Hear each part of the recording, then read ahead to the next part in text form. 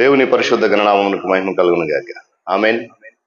క్రీస్తునందు ప్రియులరా, దేవుడు తన మహాకృపను బట్టి అలా నూతన ఉదయకాల సమయంలో వేకునే ప్రీతిగా ఆయన పాద సముఖములో నిలుచునే చక్కటి ధన్యత మనందరికీ అనుగ్రహించాడు. అందుని బట్టి ప్రభు ఉన్నతమైన నామమునకు ఘనత కలుగును గాక.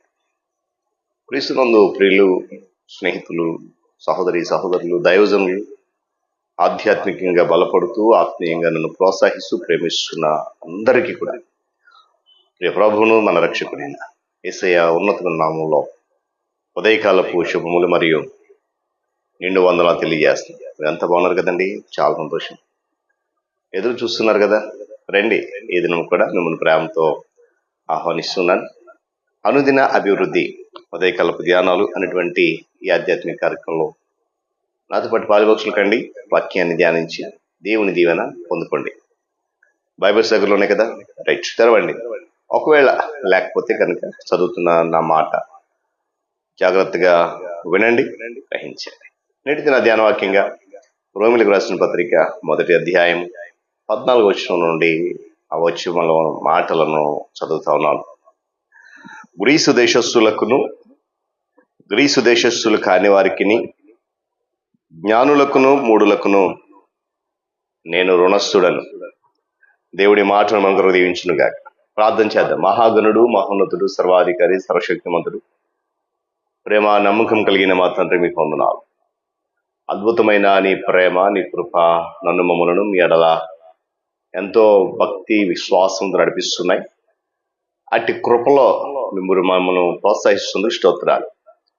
ప్రాముఖ్యంగా ఈ ఆధ్యాత్మిక కార్యక్రమం ద్వారా అనేక మంది బిడ్డలు బలపడుతుంటుండగా ఇది కేవలము నీ కృప, నీ ఆత్మ నడిపింపే తప్ప మానవునిగా నా జ్ఞానము, నా శక్తి ఏమాత్రం కాదు.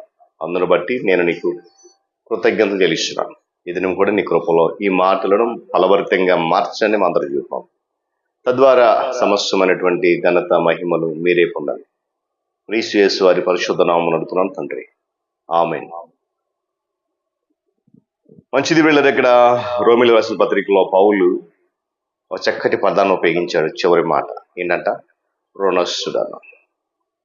రుణము లేక రుణస్థుడై ఉన్నాను. ఎప్పుడు చెప్తాం ఈ మాట అంటే, ఎవరి దగ్గరైనా మనము కొంత అవసరాల కోసం ధనము తీసుకున్నా, లేక ఒక వ్యక్తి మన పట్ల చూపించిన ప్రేమ, ఆ వ్యక్తి మనకు చేసినటువంటి సహాయాన్ని బట్టి, మనము పొందుకున్న మేళ్ళను బట్టి ఆ వ్యక్తులతో చెప్తాము, నేను నీకు రుణస్థుడైపోయినాను, రుణపడిపోయి ఉన్నాను నీకు అని చెప్తాం.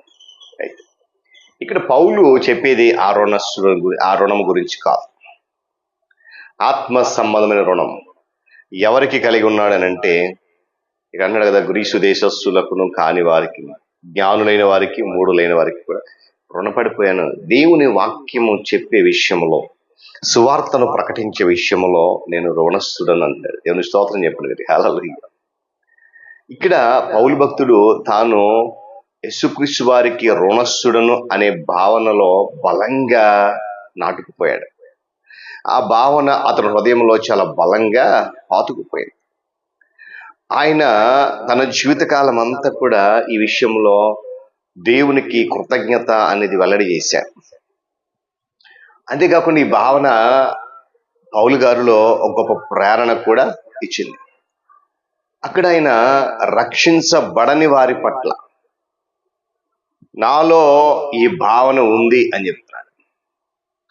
ఈరోజు పిల్లరా, ఆత్మ సంబంధంగా ఎదుగుతున్నాము అని చెప్పుతూ తిరిగేటువంటి మనలో నశించిపోతున్న వారి పట్ల, రక్షించబడకుండా ఉన్న వారి పట్ల ఈ భావన మనలో ఉందా అని ఎవరికి వారు వ్యక్తిగతంగా పరీక్ష చేసుకోవాల్సినటువంటి సమయం. నేను కూడా ఈ విధంగా క్రీస్తుకు రుణపడిపోయి ఉన్నానా? దేవుని బిడ్డగా, విశ్వాసిగా ఇదొక నాకు బాధ్యత. ఆ బాధ్యత ఉంది నాకు. నశించిపోతున్న వారి పట్ల, లేక నశించిపోతున్న వారి గురించి నేను క్రీస్తుకు రుణస్థుడను.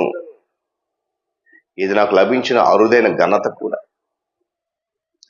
జీవితంలో నాకు లభించే ప్రతి గౌరవము, అది చిన్నదైనా పెద్దదైనా, యేసుక్రీస్తు వారు నా పట్ల జరిగించినటువంటి విమోచన ద్వారా నేను పొందాను అనేటువంటి గ్రహింపు మనందరిలో రావాలి ఈరోజు. ఎందుకు సేవకునిగా ఈ మాట నేను జ్ఞాపకం చేస్తా ఉన్నానంటే, ఈరోజు అట్లాంటి భావన చాలా మందిలో కనిపించట్లేదు. దయచేసి ఈ మాటలు ఎవరు అన్యదా భావించొద్దండి. విశ్వాసులుగా, క్రైస్తవులు పిలువబడుతున్న సేవకులుగా పిలువబడుతున్న వారిలో కూడా నశించిపోతున్న వారి పట్ల ఆ భావన మనలో లేదు. నశించిపోతున్న వారి గురించి క్రీస్తు ప్రభువు వారికి నేను రుణస్థునైపోయాను, రుణస్థురాలిగా ఉండిపోయాను. ఈ భావన చాలా కరువైపోయింది ఈ దినాల్లో. ప్రస్తుత పరిస్థితులు చాలా భయంకరంగా ఉన్నాయి, వాస్తవమే. కానీ ఆ పరిస్థితులకు తగినట్లుగానే మనము మన యొక్క దైనందిన జీవితాన్ని మార్చుకుంటున్నాం, కానీ ఆ పరిస్థితులకు అనుగుణంగానే మనం నడుచుకుంటున్నాం. కానీ ఈ భావన మాత్రం, అంటే నశించిపోతున్న వారి పట్ల నేను రుణపడి ఉన్నాను ప్రభువుకు అనే భావన చాలా తక్కువ మందిలో అరుదుగా ఉండడం అనేది మనం చూస్తున్నాం. ఎందుకంటే పిల్లలు, ఇది ఆయన ద్వారా మనకు లభించిన ఘనత, గొప్ప భాగ్యము, గౌరవము, ఇవన్నీ ఈరోజు మనం అనుభవిస్తున్నామంటే ఆయన విమోచన ద్వారా మాత్రమే. పిల్లలు, ఇతరుల జీవితాల్లో కూడా ఈ విమోచన వాస్తవం కావడానికి నేనేమైనా చేయగలనా, లేక చేస్తున్నానా, నేను క్రీస్తుకు రుణస్థుడనే భావన పరిశుద్ధాత్మ దేవుడు మనలో పుట్టించినప్పుడు ఇతరుల కొరకు మనం ఏమైనా చేయగలం. ఆయన పుట్టించాలి అంటే ఆయన పుట్టించే ఆ ఆలోచనకు తగిన సమయాన్ని పరిశుద్ధాత్మకు మనము ఇవ్వగలగాలి. దేవుని స్తోత్రం చెప్పండి. హల్లెలూయా. పిల్లలు, ఇక్కడ ఒక విషయం నేను జ్ఞాపకం చేస్తాను. నేను ప్రారంభ దినాలు చదువుకున్న దినాల్లో కూడా మా లెక్చరర్స్ కొన్ని మాటలు చెప్పేవారు. ఏంటంటే, ఇతరుల కంటే నువ్వు ఏ విషయంలో కూడా గొప్పవాడివి కావు, నిన్ను నువ్వు నమ్ము చాలు అని. ఇక్కడ ఆధ్యాత్మికంగా మనం అందరం కూడా ఈ సత్యాన్ని గమనించాలి ప్రియులారా. ఏంటో తెలుసా? ఇతరుల కంటే నేను ఏ విషయంలో కూడా గొప్పవాడిని కాదు. నేను కేవలము నా రక్షకుడైన యేసుక్రీస్తు వారికి మాత్రమే దాసుడను. ఈ ప్రేరణ నీలో నాలో బలంగా పనిచేయాలి. ఎందుకంటే పౌలు అంటాడు, మీరు మీ సొత్తు కాదయ్యా, మీరు విలువ పెట్టి కొనబడ్డారు. అందుకొరకు పిల్లరా, మనకు వచ్చిన ఘనత ఏదైనా, గౌరవం ఏదైనా క్రీస్తుని బట్టే తప్ప మనకు సంపాదించుకున్నది కాదు. ఇక్కడ పిల్లరా, పౌలు భక్తుడు యేసుక్రీస్తు వారి కొరకు తనను తాను విక్రయించుకున్నాడు. విక్రయం అని తెలుసు కదా. అందుకే పౌలు తన గురించి నేను యేసుక్రీస్తుకు దాసుడు అని చెప్పి గొప్పగా చెప్తా ఉన్నాడు. యేసుక్రీస్తు వారి యొక్క సువార్త పౌలును అందరి పట్ల రుణస్థుని చేసింది. ఇది నా ప్రతి క్రైస్తవ విశ్వాసి యొక్క జీవిత లక్ష్యం కావాలి. ఈరోజు మనకు కూడా అలాంటి నిశ్చయత, అలాంటి బలమైన తీర్మానం వస్తే తప్పనిసరిగా ప్రభు కొరకు మనము బలంగా నిలబడగలుగుతాం. తద్వారా నశించిపోతున్న వారి పట్ల మన బాధ్యత ఏంటనేది మనము గుర్తించగలుగుతాం. అట్టి కృపలో పరిశుద్ధాత్మ దేవుడు నడిపించును కాక. ప్రార్థన. ప్రేమగల తండ్రి, మహాగణుడ, మహోన్నతుడ, సర్వాధికారి, స్తోత్రాలు, వందనాలు, కృతజ్ఞత. తిరిగి నూతన ఉదయకాల సమయంలో పౌలు గారి జీవితం నుండి అద్భుతమైన మాటను మాకు ఇచ్చాం. మీకు వందనాలు. ఏదైనా మా మాటను బట్టి మేము సంతృప్తి చెందే కృపద ఇచ్చింది. ఇది నాన్న జరగబోతున్నటువంటి కార్యక్రమాలన్నింటిలో మేము నీకు రుణస్థులము అనే సత్యాన్ని మర్చిపోకుండా చేసే ప్రతి పనిలో కృతజ్ఞత చెల్లించే వారిగా మమ్మల్ని నడిపించమని, దిన దీవులతో బలపరచమని యేసుక్రీస్తు వారి పరిశుద్ధ నామమున అడుగుతున్నాం తండ్రి. ఆమేన్. త్రియేక దేవుని దీవెన, ఆయన సన్నిధి కాపుదల సదాకాలము మనందరికి తోడైన నడిపించును గాక. ఆమేన్.